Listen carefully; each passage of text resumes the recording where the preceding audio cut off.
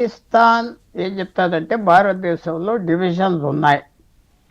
ఈ ప్రభుత్వం పోవాలి, ఇంకో ప్రభుత్వం రావాలి, ఉంటుంది. వాళ్ళు మనకి ఎలా ఉంటుంది, పాకిస్తాన్లో స్ట్రాంగ్ గవర్నమెంట్ ఉండకూడదు, పోవడం వాళ్ళ ప్రేయర్ అది. ఇప్పుడు ఏంటంటే ఇందాక అందరూ డొనాల్డ్ ట్రంప్ అన్నాడు ఎందుకంటున్నారంటే ఏదో మన గవర్నమెంట్ అంతే మళ్ళీ అతను తిట్టిద్దామని. మన ప్రభుత్వం ఏం చేస్తుందంటే ఏం మాట్లాడట్లేదు, మాట్లాడకుండా సమయం గడిపేస్తున్నారు. జూన్ 17వ తారీఖున నరేంద్ర మోడీ ప్రధానమంత్రి 35 నిమిషాలు డొనాల్డ్ ట్రంప్తో మాట్లాడాడు. చెప్పాడు, ఏం మాట్లాడుతున్నావయ్యా నువ్వు అస్తమానం అని అడిగాడు కదా స్పష్టంగా, చాలా గట్టిగా అడిగాడు. అబ్బాయి అది మానేశాడు, 2-3 రోజులు మానేశాడు, మళ్ళీ మొదలుపెట్టాడు.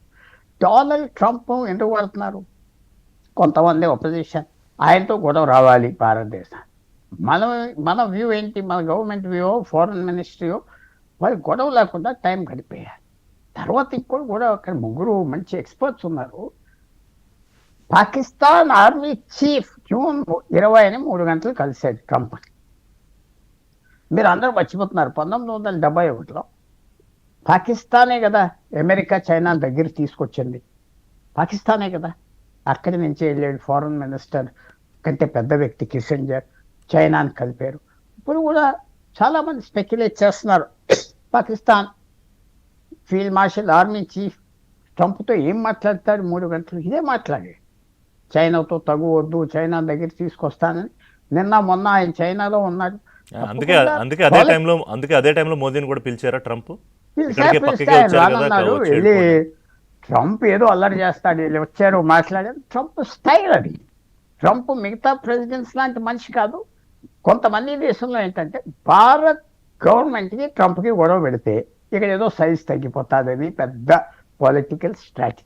వచ్చిన ప్రాబ్లం ఏంటంటే ఈవేళ ఒపోజిషన్లో మేధావుల కంటే మేధావులు ఉన్నారు, మంత్రులు ఉన్నారు, మాజీ మంత్రులు ఉన్నారు. వాళ్ళు ఎవరు కనపడరే, వాళ్ళు ఎవరు రావట్లేదే ముందరికి, వాళ్ళు ఎవరిని రానివ్వట్లేదే, మాట్లాడనివ్వట్లేదే.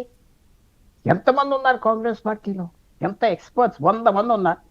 జయశంకర్ అంత బ్రిలియంట్ పీపుల్, మాజీ ముఖ్యమంత్రులు ఉన్నారు, మాజీ మంత్రులు ఉన్నారు, మాట్లాడినట్లేదు. ఇంకా పేర్లు చెప్తే వాళ్ళని తిట్టాం వీళ్ళని తిట్టాం అంటారు, కానీ వాళ్ళు సరిపడతారా డైలాగ్కి? సో కానీ ఇది ప్రమాదమైన పరిస్థితి. అంటే పుల్లారావు గారు మీరు అన్నట్టు అంత ఇంటలెక్చువల్ బ్రెయిన్స్ అన్నీ ఉన్న పార్టీ, ఇందాక మీరు అన్నారు కదా కొన్ని మేము పదం వాడచ్చో లేదో చౌకబారు ప్రశ్నలు లేకపోతే కొంత స్టూపిడిటీ అనిపించేలాంటి ప్రశ్నలు అడగడం అంటే తెలియక కాదు.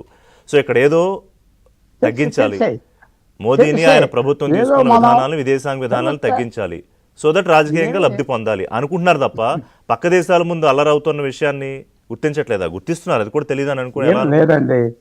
స్పష్టంగా ఎవరైతే ప్రధానమంత్రి ఉండనే, వచ్చే ప్రధానమంత్రి ఎవరైనా అవనే, మన దేశం సెక్యూరిటీ 75 సంవత్సరాలు బట్టి చాలా సీరియస్ సిచ్యువేషన్ ఉంటుంది. తగ్గదు. ఇంకో 100 సంవత్సరాలకు తగ్గుతుందంటే తగ్గదు. చైనా తగ్గిపోయే వరకు తగ్గదు. అలాంటి సమయంలో ఏ ప్రభుత్వం వచ్చినా, ఎవరు ప్రధానమంత్రి అయినా మనం సపోర్ట్ చేయాలి, ఎవరైనా. అలాంటి సిచ్యువేషన్లో పెద్ద ఏదో తెలివితేటలుగా ఎన్ని ప్లేన్లు పడిపోయినాయి. వీళ్ళ బంధువులు ఎవరు ఎప్పుడు సైన్యానికి వెళ్ళారు. ఇంకా యుద్ధం చేయాలి కాశ్మీర్లోనంట. ఎవరు వెళ్తున్నారు, ఎవరు చస్తారు? మిడిల్ క్లాస్ పీపుల్, రైతాంగ బిడ్డలు. నార్దర్న్ స్టేట్స్ నుంచి ఎక్కువ మంది ఉన్నారు, 80-90% వాళ్ళు చస్తారు. యుద్ధం దాని మన 2 రోజుల కార్గిల్ యుద్ధంలో 1000 మంది చచ్చిపోయారు భారతదేశం. 1000 పనికిరాని యుద్ధం అంటారు. తర్వాత 1000 మంది చచ్చిపోయారు. సో మనం చాలా బాగా చేసాం, కలిసి వచ్చింది అంటున్నా. ఎవరో మేధావితనం చేసిందని నేను ఒప్పుకోను, కానీ కలిసి వచ్చింది. సర్కమ్స్టాన్సెస్ బ్రహ్మాండంగా కలిసి వచ్చినాయి. ఒక విజయం వచ్చింది, జోబులో పెట్టుకున్నాం. మళ్ళీ యుద్ధానికి రెడీ అవ్వాలి. తర్వాత ఈ చిన్న ప్రశ్నలు అడిగితే రాజకీయంగా ఏదో లాభం వచ్చేస్తుందని ప్రజలు అనుకోరు. ప్రజలు చాలా ఇంటెలిజెంట్. ఒక లోవర్ మిడిల్ క్లాస్ పని అవనే, ఒక వర్కర్ అవనే, ఎస్పెషలీ సరిహద్దుల్లో బ్రతికే వాళ్ళు అందరికీ తెలుసు పరిస్థితి. క్లియర్గా యుద్ధం బయటికి వచ్చింది ఏంటంటే చైనా డైరెక్ట్గా మనతో యుద్ధం చేస్తుంది, పాకిస్తాన్ సైనికులు వాడి. అది కూడా క్లియర్గా వచ్చింది. ఈ వార్ విల్ కంటిన్యూ. వీళ్ళేదో ఎందుకంటున్నారు నాకే అర్థం అవ్వట్లేదు. ఈ మాటలు ఎందుకంటున్నారు, ఎవరు నమ్ముతున్నారు? ఇలా సెక్యూరిటీ విషయాలు తక్కువ చేస్తే కొన్ని సెక్షన్స్ ఓట్లేస్తారా? అది నేను అనుకోవట్లేదు, ఇది తెలియచేస్తున్నారు. అంటే అప్పుడు ఒక చర్చ జరిగింది కదా పుల్లారావు గారు, యుద్ధం ఆపడం మీద. అంటే కొంతమంది డిసప్పాయింట్ అయ్యారు, కారణాలు ఏమైనా కానీ. ఇప్పుడు మీరు చెప్పినంత డీప్ అనాలిసిస్ వాళ్ళు చేయరు కాబట్టి యుద్ధం జరిగిపోవాలి అంటే ఎంతవరకు అంటే పాకిస్తాన్ దండం పెట్టి కాశ్మీర్ మన చేతిలో పెట్టి వెళ్ళిపోవాలి, ఈ రకమైన చర్చ అంతా నడిచింది అప్పుడు. రాజ్నాథ్ సింగ్ అన్నమాటే ఒప్పుకుంటా. ఏమన్నాడంటే వచ్చే రోజుల్లో అక్కడ ఉన్న జనమే రెబల్ చేసి మనం జాయిన్ అవుతారు అన్నాడు. అది కరెక్ట్.